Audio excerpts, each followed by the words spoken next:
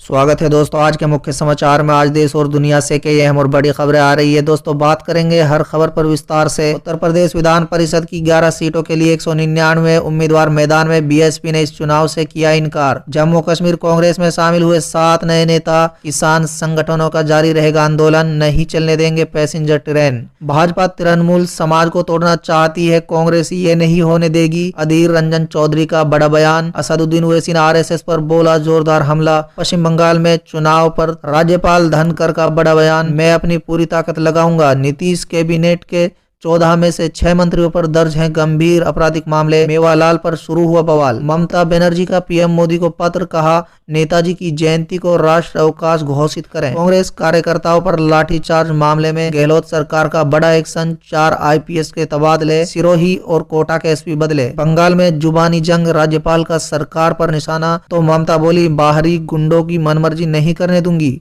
तेलंगाना के CM KCR करेंगे BJP विरोधी मंच की शुरुआत। तीसरे मोर्चे की कवायद शुरू। कांग्रेस महासचिव तारिक अनवर का नीतीश पर प्रहार, बोले ये कठपुतली सरकार है, इसकी कोई गारंटी नहीं। आजम खान की जौहर यूनिवर्सिटी की जमीन योगी सरकार द्वारा जब्त किए जाने के बाद मामला पहुंचा हाई कोर्ट। विधानसभा चुनाव के बाद चौतरफा मुसीबत में चिराग, एनडीए में नहीं मिल रहा है भाव तो परिवार भी उठा रहा है सवाल। बिहार के शिक्षा मंत्री के इस्तीफे के बाद नीतीश पर बरसे तेजस्वी यादव, बोले नौटंकी अब चलने नहीं देंगे। आचार समिति के अध्यक्ष बनाए गए सुशील कुमार मोदी विधान परिषद में पदभार किया ग्रहण। दिल्ली में मास्क न पहनने पर अब 2000 का जुर्माना। सीएम अरविंद केजरीवाल का बड़ा ऐलान।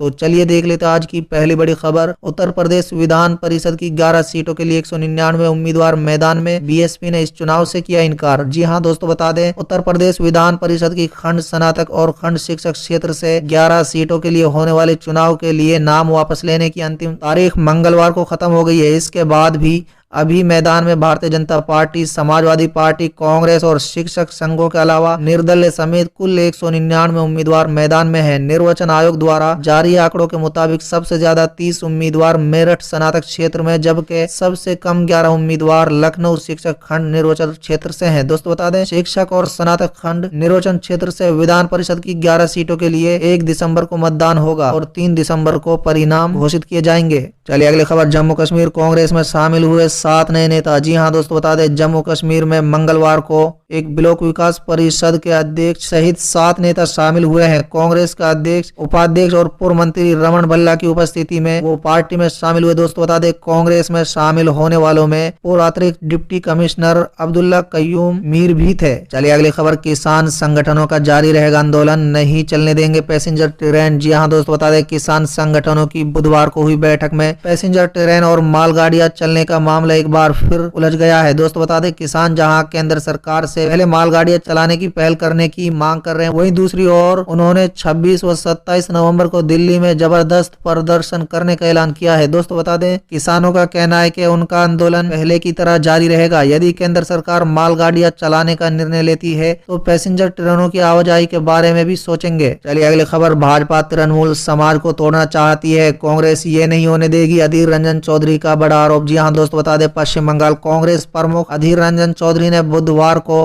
राज्य में सत्तारूढ़ तृणमूल कांग्रेस पर वोट बैंक की राजनीति करने और समाज में विभाजन पैदा करने का आरोप लगाया और कहा है कि उनकी पार्टी किसी भी परिस्थिति में ऐसा नहीं होने देगी। चौधरी ने उत्तर 24 परगना जिले के बदूरिया में एक जनसभा को संबोधित करते हुए कहा है कि तृणमूल कांग्रेस ने मुसलमानों और अन्य अल्पसंख्यकों की आर्थिक स्थिति में सुधार के लिए ठोस कदम उठाने के बजाय 2011 से उनके लिए चिंतित होने का दिखावा किया है। लोकसभा में कांग्रेस के नेता चौधरी ने कहा है कि तृणमूल कांग्रेस की विभाजनकारी नीतियों के कारण राज्य में भाजपा को बढ़ावा मिला है। अगली खबर। असदुद्दीन ओवैसी ने आरएसएस पर बोला जोरदार हमला। जी हां दोस्तों, बता दें एआईएमआईएम के अध्यक्ष असदुद्दीन ओवैसी आरएसएस पर निशाना साधते हुए कहा है कि संघ ऐसा भारत चाहता है जहां एक धर्म और एक पहचान वाले ही लोग मौजूद हो। चलिए अगली खबर। पश्चिम बंगाल में चुनाव पर राज्यपाल धनखड़ का बड़ा बयान। मैं अपनी पूरी ताकत झोंक दूंगा। जी हां दोस्तों, बता दें कोलकाता पश्चिम बंगाल के राज्यपाल जगदीप धनखड़ ने राज्य में चुनाव को लेकर बड़ा बयान दिया है। धनखड़ ने कहा है कि पश्चिम बंगाल में बिना हिंसा और साफ सुथरे चुनाव करने के लिए मैं अपनी पूरी ताकत का इस्तेमाल करूंगा। पश्चिम बंगाल में राज्यपाल धनखड़ और ममता सरकार के बीच तनातनी खत्म होने का नाम नहीं ले रही। राज्यपाल ने राज्य की सरकारी मशीनरी पर राजनीतिक हिंसा को रोकने के लिए प्रभावी उपाय न करने का आरोप लगाया है। दोस्तों बता दें, धनखड़ ने कहा है कि मैं राज्य सरकार से लगातार कानून व्यवस्था और राजनीति को अलग रखा जाने को कहता रहा हूं। चलिए अगली खबर। नीतीश कैबिनेट के 14 में से 6 मंत्रियों पर दर्ज है गंभीर आपराधिक मामले। मेवालाल पर शुरू हुआ बवाल। जी हां दोस्तों बता दें, बिहार में नीतीश कुमार के नेतृत्व में एनडीए की सरकार बन चुकी है। नीतीश के मंत्रिमंडल में कुल 14 मंत्रियों की जगह दी गई है, लेकिन इन मंत्रियों में से 8 मंत्रियों के खिलाफ आपराधिक मामले दर्ज हैं। दोस्तों बता दें, एसोसिएशन फॉर डेमोक्रेटिक रिफॉर्म्स और इलेक्शन वॉच द्वारा जारी आंकड़ों के मुताबिक नीतीश कैबिनेट के 14 मंत्रियों में से 8 के खिलाफ आपराधिक मामले हैं। वहीं उनमें से 6 मंत्री ऐसे हैं जिन पर गंभीर मामले दर्ज हैं। चलिए अगली खबर। ममता बनर्जी का पीएम मोदी को पत्र, कहा नेताजी की जयंती को राष्ट्रीय अवकाश घोषित करें। जी हाँ दोस्तों बता दें, पश्चिम बंगाल की मुख्यमंत्री ममता बनर्जी ने प्रधानमंत्री नरेंद्र मोदी से 23 जनवरी को नेताजी सुभाष चंद्र बोस की जयंती पर राष्ट्रीय अवकाश घोषित करने की मांग की है। इस संबंध में बनर्जी ने प्रधानमंत्री को एक पत्र भी लिखा है। अपने पत्र में बंगाल की मुख्यमंत्री ममता बनर्जी ने कहा है कि नेताजी के साथ क्या हुआ ये पता लगाने के लिए प्रधानमंत्री निर्णायक कदम उठाएं और मामले को सार्वजनिक क्षेत्र में रखें। चलिए अगली खबर। कांग्रेस कार्यकर्ताओं पर लाठीचार्ज मामला, गहलोत सरकार का बड़ा एक्शन, 4 आईपीएस के तबादले, सिरोही और कोटा के एसपी बदले। जी हां दोस्तों बता दें, राजस्थान में महापौर चुनाव के दौरान कोटे में कांग्रेस कार्यकर्ताओं पर लाठीचार्ज मामले में गहलोत सरकार ने एक्शन लेते हुए बड़ा फैसला लिया है। चलिए अगली खबर। बंगाल में जुबानी जंग, राज्यपाल का सरकार पर निशाना तो ममता बोली बाहरी गुंडों को मनमर्जी नहीं करने दूंगी। जी हाँ दोस्तों बता दें, पश्चिम बंगाल में जैसे जैसे विधानसभा चुनाव का समय नजदीक आ रहा है वैसे वैसे सियासी जंग भी तेज होती जा रही है। दोस्तों बता दें, खासकर राज्यपाल धनखड़ और मुख्यमंत्री ममता बनर्जी के बीच जुबानी जंग हो रही है। दोस्तों बता दें, कानून व्यवस्था को लेकर जहाँ राज्यपाल ने ममता बनर्जी सरकार पर हमला बोला है, वही मुख्यमंत्री ने बिना किसी का नाम लिए तीखा भाषण में जवाब दिया है। पश्चिम बंगाल की राज्यपाल जगदीप धनखड़ ने सुरक्षा मुहैया कराने को लेकर कथित तौर पर राजनीति करने पर सत्तारूढ़ तृणमूल कांग्रेस सरकार की बुधवार को आलोचना की। चलिए अगली खबर। तेलंगाना के सीएम केसीआर करेंगे बीजेपी विरोधी मंच की शुरुआत, तीसरे मोर्चे की कवायद शुरू। जी हाँ दोस्तों बता दें, तेलंगाना के मुख्यमंत्री के चंद्रशेखर राव ने बुधवार को बीजेपी विरोधी मंच का ऐलान किया है। दोस्तों बता दें, तेलंगाना इस मंच का बेस होगा। इस बाबत दिसंबर में के चंद्रशेखर राव ने बीजेपी विरोधी नेताओं और पार्टियों की बैठक बुलाई है। मुख्यमंत्री के चंद्रशेखर राव ने बुधवार को हैदराबाद में हुई टीआरएस सांसद और विधानमंडल दल की बैठक में ये संकेत दिया है और सांसदों, विधायकों, एमएलसी को भी बताया है कि विरोधी दलों के नेता आज केसीआर की ओर देख रहे हैं जो कि बीजेपी के खिलाफ मोर्चा खोल सकते हैं। चलिए अगली खबर। कांग्रेस महासचिव तारिक अनवर का नीतीश पर प्रहार, बोले ये कठपुतली सरकार है, इसकी कोई गारंटी नहीं है। दोस्तों दरअसल मुख्यमंत्री पद की शपथ लेने के बाद से ही नीतीश कुमार विरोधी दलों के निशाने पर हैं। तेजस्वी यादव और चिराग पासवान के बाद कांग्रेस महासचिव तारिक अनवर ने बिहार की नई सरकार पर निशाना साधा है। दोस्तों बता दें, कांग्रेस महासचिव तारिक अनवर ने कहा है कि नई सरकार में नीतीश कुमार की कुछ नहीं चल रही है और सभी काम बीजेपी कर रही है। साथ ही कहा कि नई सरकार में उप मुख्यमंत्री और कैबिनेट के मंत्री नीतीश कुमार की मर्जी के नहीं है। तारिक अनवर ने नीतीश कुमार के भविष्य पर सवाल उठाते हुए कहा है कि ये कठपुतली सरकार है और ये कब तक चलेगी कहना मुश्किल है। चलिए अगली खबर। आजम खान की जौहर यूनिवर्सिटी की जमीन योगी सरकार द्वारा जब्त किए जाने का मामला पहुंचा हाई कोर्ट। दोस्तों दरअसल उत्तर प्रदेश की सीतापुर जेल में बंद सपा सांसद आजम खान के ड्रीम प्रोजेक्ट मोहम्मद अली जौहर यूनिवर्सिटी की भूमि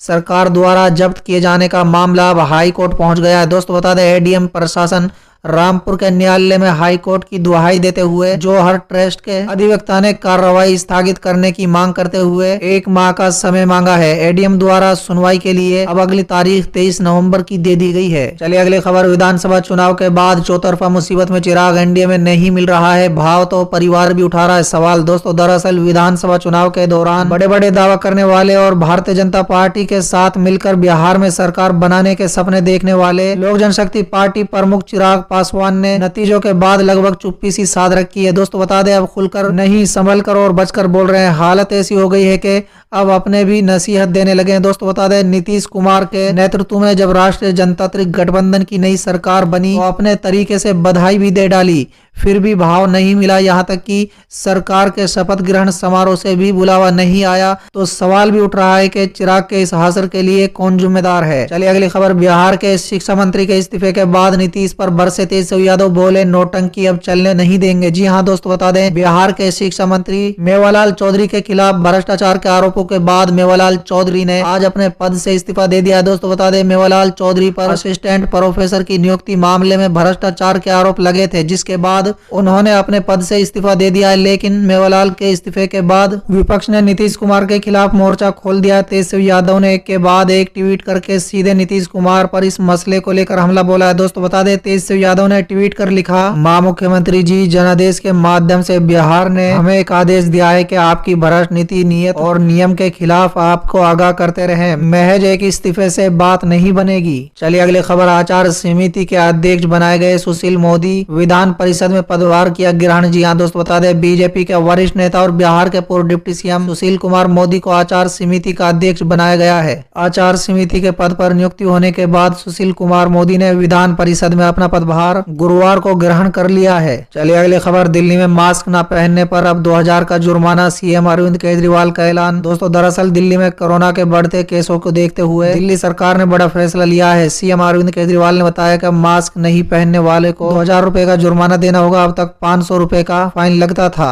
दोस्तों बता दें इससे पहले दिल्ली में कोरोना की रोकथाम कैसे हो, इसको लेकर सर्वदलीय बैठक बुलाई गई थी।